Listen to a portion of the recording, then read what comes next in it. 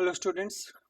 आज का जो हमारा ये सेशन है, ठीक है, उसमें हम डिस्कस करने जा रहे हैं जो एचपीएससी पोल साइंस का जो एग्ज़ाम था, असिस्टेंट प्रोफेसर पोल साइंस का जो एग्ज़ाम था 18 मई को, उसका जो पब्लिक एडमिनिस्ट्रेशन का जो पार्ट है उसको मैं एक्सप्लेन करने जा रहा हूँ।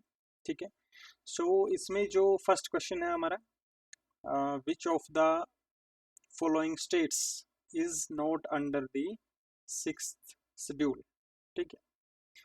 सिक्स्थ शेड्यूल के अंदर कौन कौन सी स्टेट्स, कौन सी स्टेट इनमें से नहीं है। ठीक है। तो जो चार स्टेट हैं इसमें, असम, मेघालय, त्रिपुरा एंड मिजोरम। ठीक है। तो जो अरुणाचल प्रदेश है वो सिक्स्थ शेड्यूल के अंडर कवर्ड नहीं है। तो जो इसका राइट आंसर होगा वो होगा बी। ओके। नेक्स्ट क्वेश्चन है, who defined public administration as detailed and systematic execution of public laws. Every particular application of general law is an act of administration. ठीक है। ये जो स्टेटमेंट है, detailed and systematic execution of public law, ये statement दी थी Woodrow Wilson. ठीक है, वुड्रो विल्सन। ठीक है। विल्सन, विल्सन को फादर ऑफ पब्लिक एडमिनिस्ट्रेशन भी बोला जाता है। Father, father of public administration. ठीक है, फादर ऑफ पब्लिक एडमिनिस्ट्रेशन। ठीक है। 1887 में इन्होंने एक एसे पब्लिश किया था जिसका नाम था the study of administration. The study of administration. ठीक है। जो ये इनका एसे था उसको एक फाउंडेशनल भी बोला जाता है। ठीक है। उसने एक नींव रखी थी जो ये सब्जेक्ट है हमारा public administration. Okay. So next question is, which Minnowbrook conference was held in year 2008। ठीक है। तो जो मिनोब्रिक कॉन्फ्रेंस है, ठीक है, ये हर 20 साल में ये ऑर्गेनाइज की जाती है। ठीक है। It is organized in every 20 year. Okay. जो पहली जो मिनोब्रिक कॉन्फ्रेंस थी वो 1968 में हुई थी। ठीक है। उसके बाद 1988 में, और जो थर्ड थी वो 2008 में। So the correct answer would be B. ठीक है। इसका जो करेक्ट आंसर होगा वो होगा बी। ठीक है। Next question is, the term scientific management was coined by. ठीक है। साइंटिफिक मैनेजमेंट जो ये टर्म है, ठीक है, ये कोइन की थी एल डी ब्रेंडीज ने। ठीक है। कई बच्चे इसमें कंफ्यूज हो जाते हैं कि इसको टेलर ने कोइन किया था। नहीं भाई, ये जो टर्म है ये एल डी ब्रेंडीज ने इसको कोइन किया था, और जो साइंटिफिक मैनेजमेंट थ्योरी है, ठीक है, उसको उसको टेलर ने दिया था। ठीक है। तो इसमें आपने कंफ्यूज नहीं होना है, और इसका जो राइट आंसर है that is D. Next question, which of the following pair is not correct. ठीक है। इनमें से कौन सी ये बुक है और ये ऑथर है। ठीक है। इनमें से कौन सा करेक्ट नहीं है। तो ओनवर्ड इंडस्ट्री, ये मुने एंड रिले की ही बुक है। ठीक है। मुने एंड रिले, ये आपकी 1931 के आसपास ही आई थी। ठीक है, 1931। उसके बाद जो जनरल एंड इंडस्ट्रियल एडमिनिस्ट्रेशन है हेनरी फायोल की, ये आई थी 1916 में। और मैनेजमेंट एंड मोरल, ये है रोहित लिसबर्गर। ठीक है। ये आपकी जो बुक थी ये आई थी 1941 में। ठीक है। लीडरशिप मैन एंड फंक्शन, ये आपका रॉन्ग आंसर है। ठीक है। तो जो इसका सॉरी, ये रॉन्ग इन्होंने मैच किया हुआ है। ठीक है। सो द करेक्ट आंसर जो इसका होगा वो होगा D. Okay. Next question, which of the following is the author of work and motivation. ठीक है। वर्क एंड मोटिवेशन के जो ऑथर हैं वो है अब्राहम मास्लो। ठीक है। मास्लो ने वर्क एंड मोटिवेशन की जो बुक है ये लिखी थी। ठीक है। एंड इन्होंने हायरार्की भी दी थी। ठीक है। हायरार्की जिसके अंदर सोशल नीड्स, मोटिवेशन हायरार्की, इसके अंदर आपकी फिजियोलॉजिकल नीड्स, ठीक है, सोशल नीड्स, ऐसे एक जो हायरार्की थी वो भी अब्राहम मास्लो ने दी थी।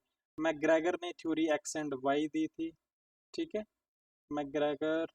उसके बाद क्रिस इर्गिस जो है इन्होंने मैच्योरिटी इमेच्योरिटी मॉडल दिया, ठीक है।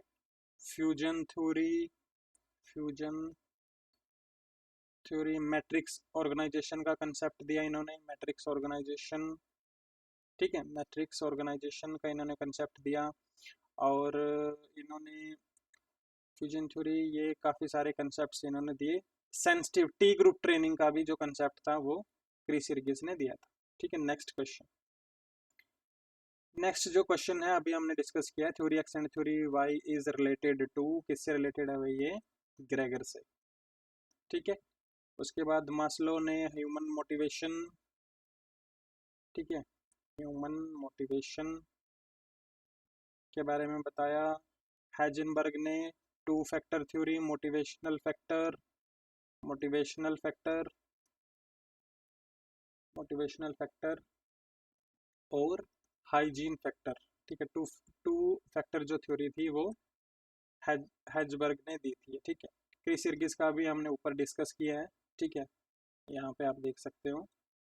क्रिस इर्गिस ने maturity immaturity model, fusion theory, matrix organization, T group training, ठीक है, और भी इन्होंने काफ़ी सारे कंसेप्ट दिए हैं, वो हम अलग से डिस्कस करेंगे, ठीक है। What is the full form of ASPA? ASPA की फुल फॉर्म है American society for public administration, ठीक है। सो द राइट आंसर जो इसका होगा वो होगा B.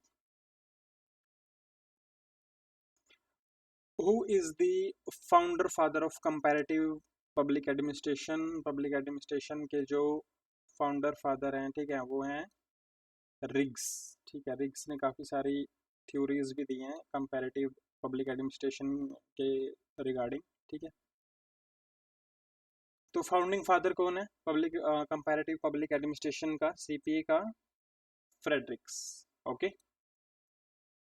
Next question, next question है the book prismatic society revisited by Fred W Riggs analyse the, ठीक है, प्रिज्मेटिक प्रिज्मेटिक सोसाइटी रिविजिटेड, ठीक है।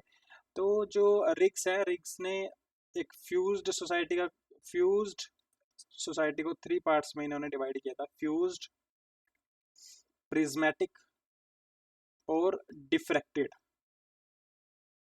ठीक है, डिफ्रैक्टेड। जो फ्यूज्ड के अंदर वो सोसाइटीज आती हैं जो अंडर डेवलप्ड हैं, ठीक है, अंडर डेवलप्ड सोसाइटी।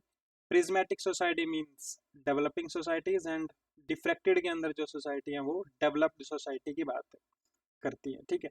तो जो प्रिज्मेटिक सोसाइटी रिविजिटेड थी वो, उसके अंदर इन्होंने डेवलपिंग सोसाइटी की कैरेक्टरिस्टिक्स हैं जो उनको इन्होंने डिफाइन किया था, ठीक है, और जो एडमिनिस्ट्रेटिव चैलेंजेस हैं उनको एनालाइज किया था, ठीक है। ये बुक रिग्स की ये बुक है, ठीक है, इसमें इन्होंने डेवलपिंग सोसाइटीज के बारे में और जो चैलेंजेस हैं उनको डिस्कस किया था, okay. So next question is, in which year the governance was the first time highlighted in a World Bank document on Sub-Saharan Africa, ठीक है। फर्स्ट टाइम की बात की है भाई इन्होंने, फर्स्ट टाइम तो जो हाईलाइट किया था तो वो था 1981 में, ठीक है, 1981 के अंदर इस कंसेप्ट को फर्स्ट पहली बार हाईलाइट किया गया था वर्ल्ड बैंक के डॉक्यूमेंट के अंदर, ठीक है। तो जो इसका करेक्ट आंसर होगा वो होगा C, okay. Our next question is, community development programme was introduced in, तो कम्युनिटी डेवलपमेंट प्रोग्राम थे जो सामुदायिक विकास कार्यक्रम जो शुरू हुए थे वो 1952 में शुरू हुए, ठीक है, 1952, okay. So next question is, who was the leader of study team on community projects and national extension service, ठीक है।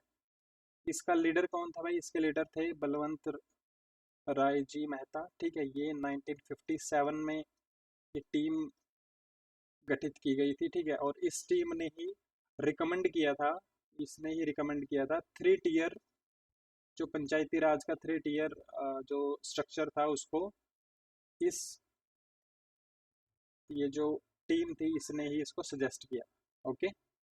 Next question, So next question is, which of the following state is the first to pass the Lokayukt Act in India, establishing the Lokayukt institution in 1971? So पहली state वो कौन सी थी जिसने Lokayukta act को पास किया था? लोकायुक्त एक्ट को पास किया था महाराष्ट्र ने 1971 में। ठीक है। जो उड़ीसा है, उड़ीसा में ये वैसे ये लेजिस्लेचर जो था ये 1970 में पास किया गया था, लेकिन ये बहुत बाद में इम्प्लीमेंट हुआ, 1983 में इसको इम्प्लीमेंट किया गया था। सो जो इसका करेक्ट आंसर है वो है ए। ठीक है, महाराष्ट्र पहला ऐसा स्टेट था जहाँ पे लोकायुक्त एक्ट को पास किया गया था। ठीक है। Next question, which of the following country first introduced right to information act? Right to information act है वो सबसे पहले स्वीडन में इसको इंट्रोड्यूस किया गया था। ठीक है, इंट्रोड्यूस किया गया था इसको स्वीडन में। ठीक है, और ये पास किया था 1766 में, ये एक्ट इसको इंट्रोड्यूस किया गया था स्वीडन में।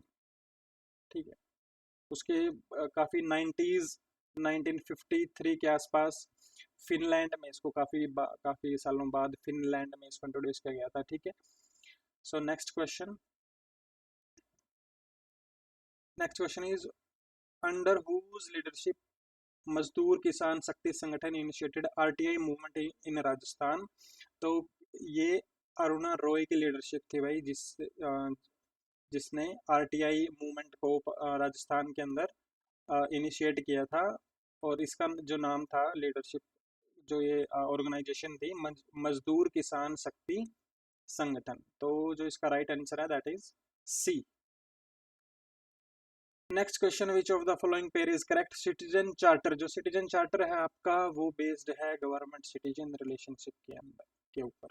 ठीक है, सिटीजन चार्टर है वो आपका बेस्ड है गवर्नमेंट सिटीजन, सरकार और नागरिक संबंधों के ऊपर। तो इसका जो करेक्ट आंसर है वो है सी। नेक्स्ट है हमारा ESCAP स्टैंड्स फॉर। ठीक है, इसकी फुल फॉर्म क्या है? इसकी फुल फॉर्म है economic social commission for Asia and the Pacific. ठीक है, ये इसकी फुल फॉर्म है, ESCAP की फुल फॉर्म। सो जो इसका राइट आंसर है वो हो गया आपका B, economic and social commission for Asia and Pacific.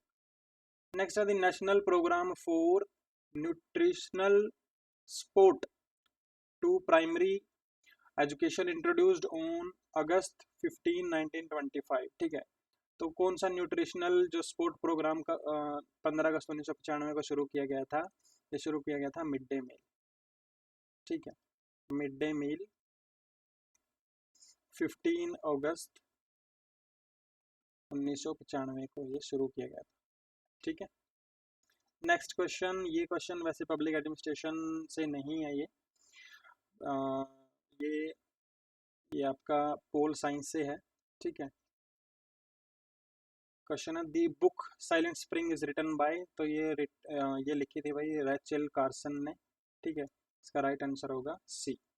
तो ये ऑलमोस्ट 20 क्वेश्चन थे जो असिस्टेंट प्रोफेसर पोल साइंस के अंदर आए हुए थे। ठीक है, जो पब्लिक एडमिनिस्ट्रेशन से रिलेटेड थे। ठीक है, ये आज हमने डिस्कस किया, इनको मिलते हैं अगले लेक्चर। ठीक है, तब तक के लिए बाय बाय।